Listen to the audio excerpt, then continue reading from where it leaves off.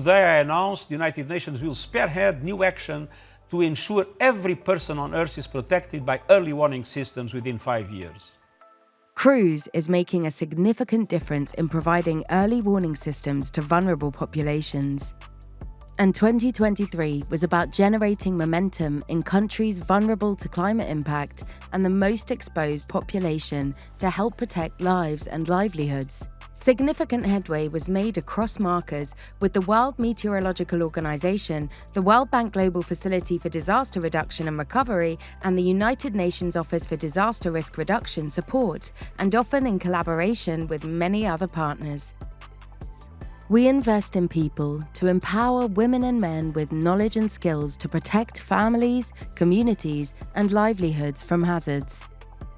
In Togo, monthly climate forecasts are now disseminated through TV, radio, social media, and national meteorological websites.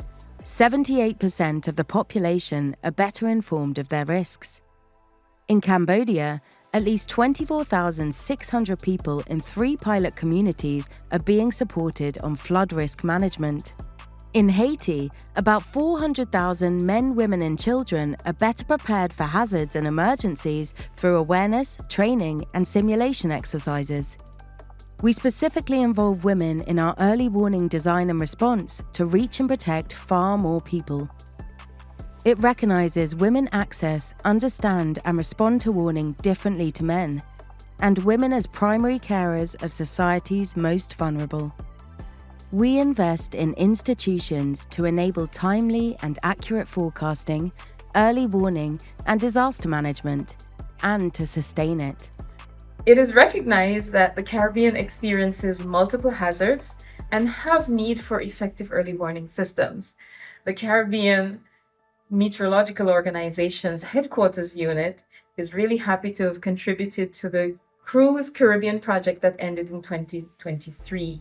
At the regional level, Africa has developed an action plan to guide the implementation of early warning. We are now encouraging members to formulate their own national plans. We invest in innovation for greater efficiency, effectiveness, and impact, making our investments go even further. In Papua New Guinea, the National Weather Service issues monthly drought advisories for farmers, introducing anticipatory action methodologies. When you look at the disaster plans, then we work very closely with disaster teams and telling them that, look, this threshold has already been reached and this is the action to take. So now what we have done is that we are looking at the anticipatory action, that is what actions to take when certain thresholds have been reached when using the system.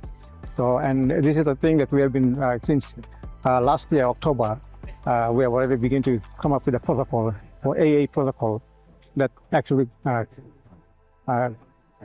lays out the plan that, okay, these actions need to be taken at certain thresholds, and how to respond to disaster, drought disasters.